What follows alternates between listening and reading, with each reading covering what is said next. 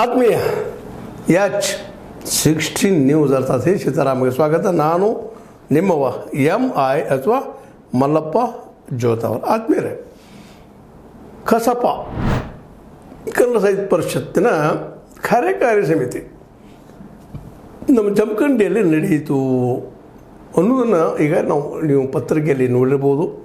ಅದರಲ್ಲಿ ವಿಶೇಷವಾಗಿ ಮಹೇಶ್ ಜೋಶಿ ಅವರ ಅಧ್ಯಕ್ಷತೆಯಲ್ಲಿ ನಡೆದಂಥ ಈ ಒಂದು ಏನಪ್ಪ ಅಂದ್ರೆ ಸಭೆಯಲ್ಲಿ ಈಗಾಗಲೇ ನಾವು ಈ 87 ಅಖಿಲ ಭಾರತ ಕನ್ನಡ ಸಾಹಿತ್ಯ ಪರಿಷತ್ತಿನ ವೆಚ್ಚ ಕೊಟ್ಟಿದ್ದೀವಿ, ಅದು ಒಪ್ಪಿಗೆ ಕೊಟ್ಟಿದ್ದೀವಿ, ತೊಗೊಂಡಿದ್ದೀವಿ. ಮತ್ತು ನಮ್ಗೆ 30 ಕೋಟಿ ರೂಪಾಯಿ ಕೊಡ್ತಾನೆ ಅಂತ ಹೇಳಿದರು. ಸ್ಟೇಟ್ ಗೌರ್ಮೆಂಟ್ ಅದು ಕೊಡಲಿಲ್ಲ. ಮತ್ತು ನಾವು 2.5 ಕೋಟಿ ಮಾತ್ರ ಪಡೆದಿದ್ದೀವಿ, ಉಳಿದಿಲ್ಲ ಅಂಥೇಳಿ.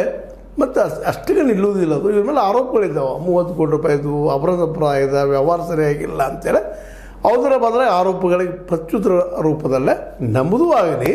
ಅದ್ರ ಜೊತೆಗೆ ಲೇಖಕಿಯರ ಸಂಘ ಅಥವಾ ಕರ್ನಾಟಕ ಲೇಖಕಿಯರ ಸಂಘದ ಅಧ್ಯಕ್ಷ ಆಗಿರುವಂಥ HL ಪುಷ್ಪಾ ಅವರ ಆ ಸಂಘಟನೆಯ ವ್ಯವಹಾರ ಸಹಿತ ತನಿಖೆ ಆಗಬೇಕು, ಅದು ಲೋಕಾಯುಕ್ತದಿಂದ ತನಿಖೆ ಆಗಬೇಕು ಅನ್ನುವಂಥದ್ದು ಹೊಸ ಬೇಡಿಕೆಯನ್ನು ಇಟ್ಟು ಅದನ್ನು ಒಂದು ಏನಪ್ಪ ಅಂತಂದ್ರೆ